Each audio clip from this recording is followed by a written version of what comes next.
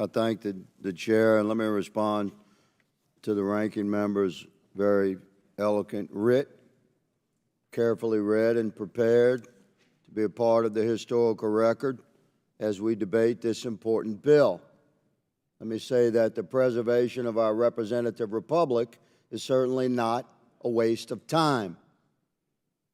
So please allow me to respond unscripted from the heart of America to the very well and carefully scripted agenda speak of my colleagues in the Democrat minority. The census, as determined by this body, has efforted to avoid accurate definition of the population densities of illegal men and women, illegal persons that are present in the United States. Yes, the census is to count every person.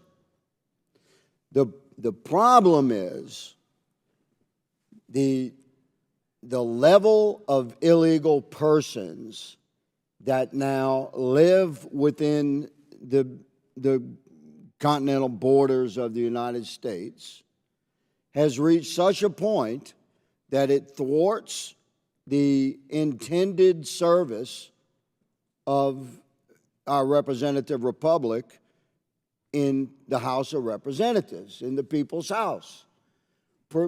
Prior to the Biden administration, it was well considered and well estimated that there were about 30 million illegals living within the United States.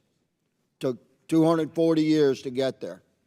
By the time President Biden leaves office, an additional, say, 15 million will have entered our country. You're talking about 45 million people. America, pay attention to this.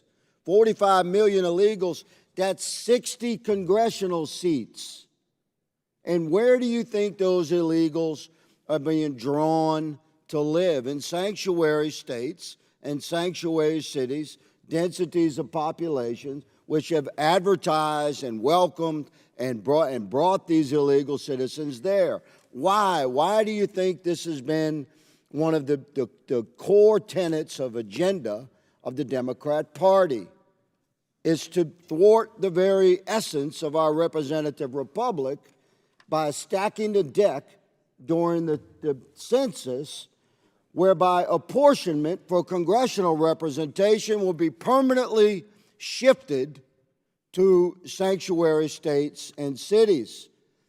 45 million illegals, that's 60 seats, America. When have you ever seen a 60-seat majority in this body? This is the game plan, man. It's a decades-long agenda to permanently transform this body into an extension of the Democrat Party's policies and liberal agenda. We must respond to this by using our congressional authority and mandating by law that, yes, we shall count every person during our census endeavors every 10 years. We shall fulfill our constitutional obligations as envisioned by the founders to count and document every person that lives within the United States of America. But we shall do so with accuracy and transparency and identify which of those persons living in our country are illegal. And we will adjust our apportionment laws to reflect the true intention of what apportionment was envisioned to be when our founders wrote the Constitution. That would be that apportionment was reflective of American citizens living within the United States. Our representative republic is at risk and I fully support this bill. Thank you, Mr. Chairman. I yield.